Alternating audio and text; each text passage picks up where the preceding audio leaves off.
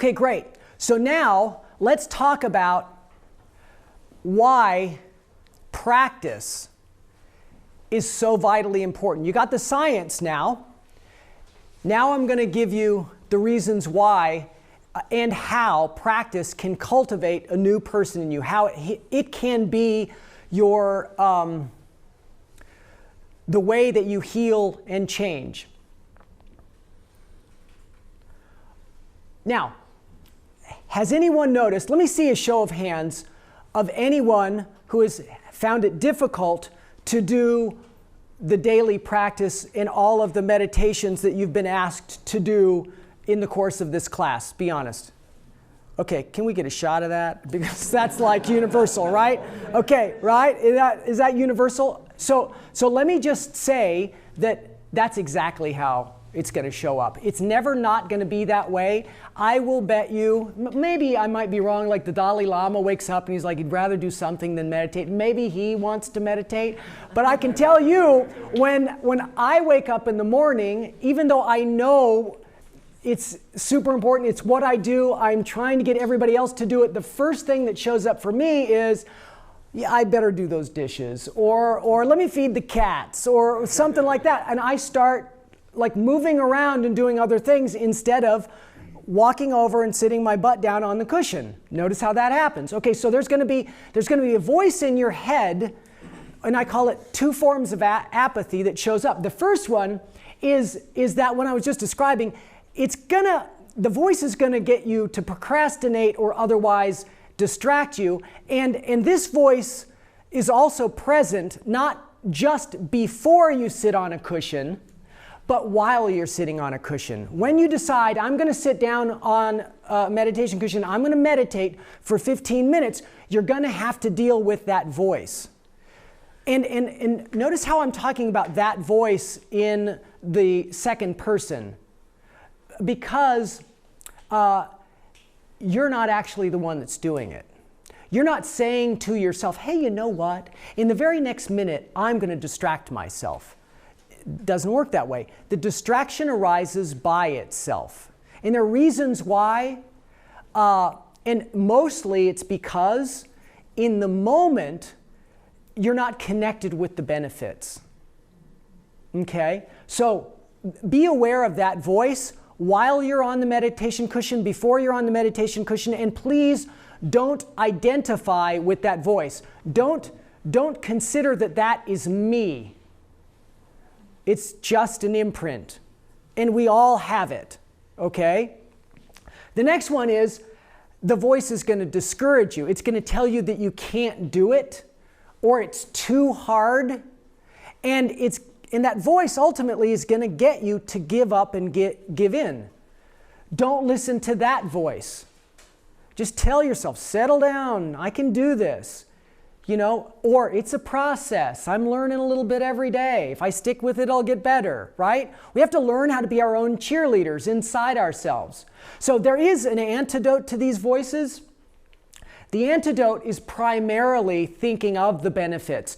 I'll give you an example. When I am in the gym and I'm working out, mostly I work out alone, and my preference is to work out with someone else, because then it's like I can kill two birds with one stone. Do something social and exercise at the same time. And when I'm exercising with someone else, especially lifting weights, we can help each other. It's a much better workout. I love it so much more. When I'm by myself, it just seems like, it's more boring. It seems like it hurts more. But when I get to the point where the voice is trying to, and sometimes it doesn't show up as a voice, it shows up as a feeling like What I try to remember to do is I remind myself of the benefits. I'm sitting there right then and there, doing knee extensions, feeling the burn in my thighs, and I want to do 12 repetitions, and I'm at 9, and there's that burn there, and I try to think of the benefits.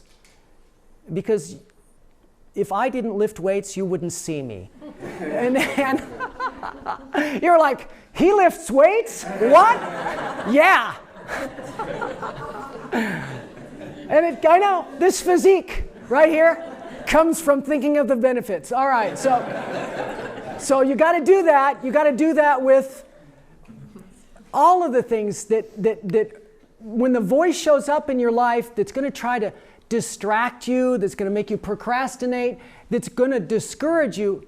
We need to imagine a better story in our heads about who we want to be and what we want out of this life. If we're not going to be the cheerleader inside of ourselves, we can't have a cheerleader next to us all the time.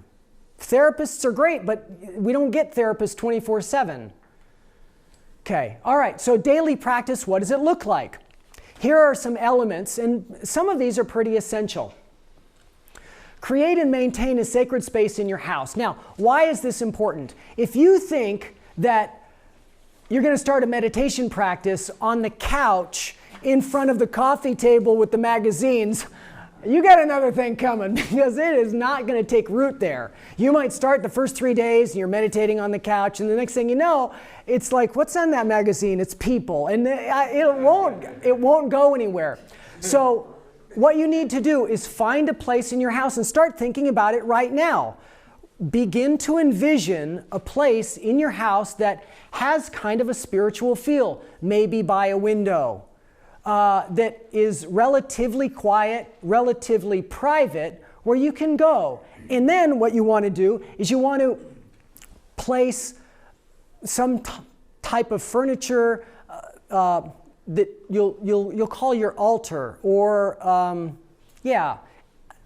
and just decorate it with sacred objects. It can be religious iconography, crosses, Buddhas, whatever, but don't stop there. Whatever is deeply personal to you, things that you have in your life that come from transitions in your life.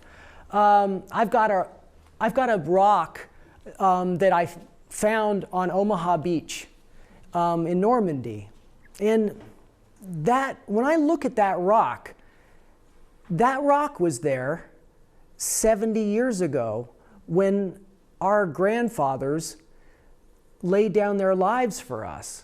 And that is a special thing.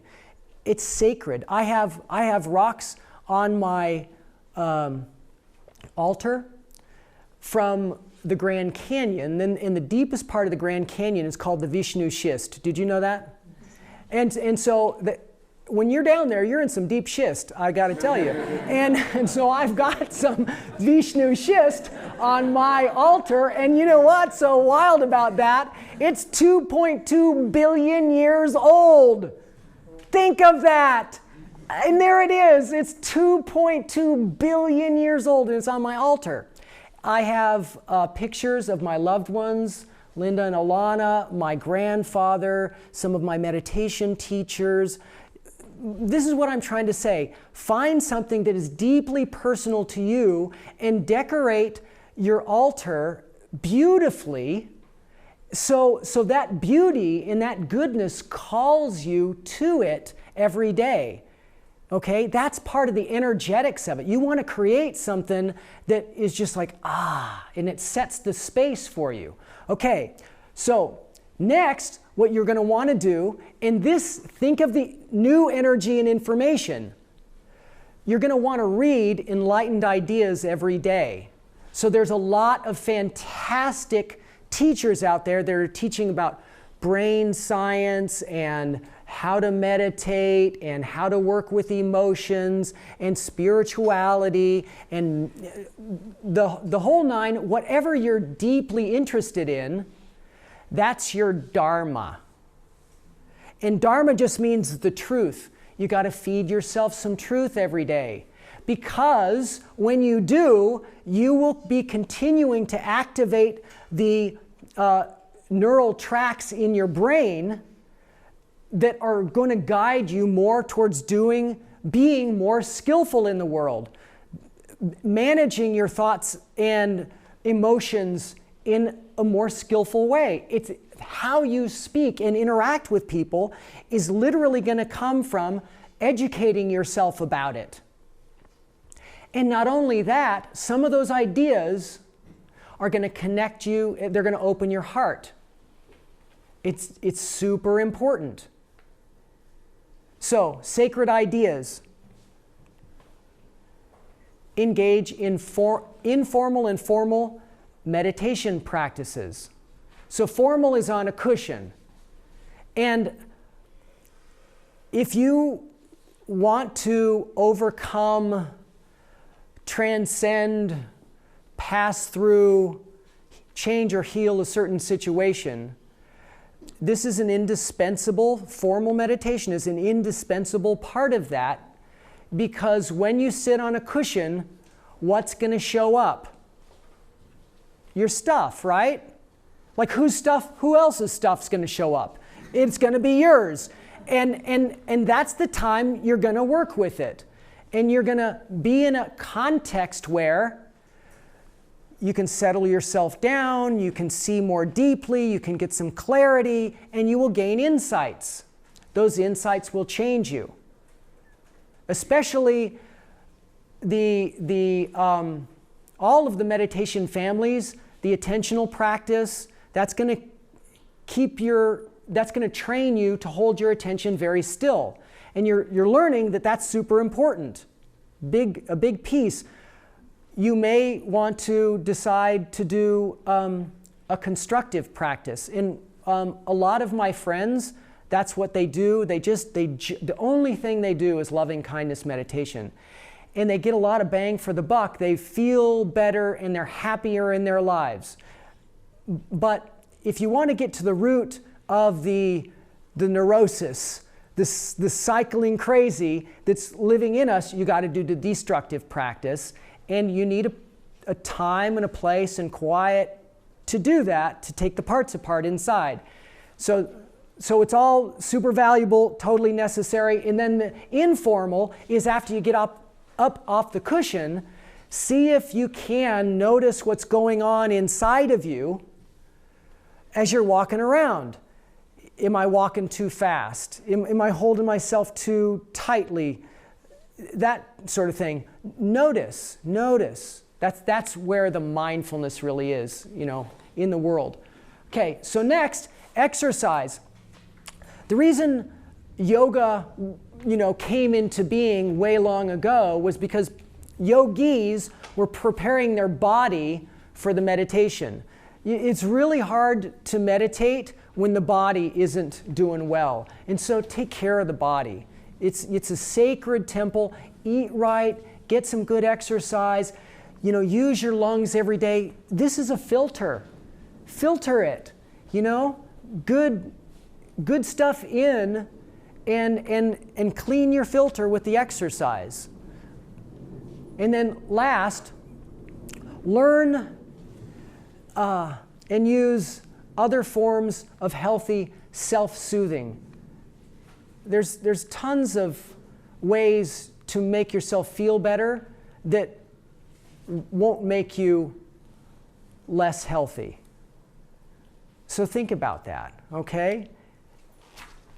All right, so that's daily practice.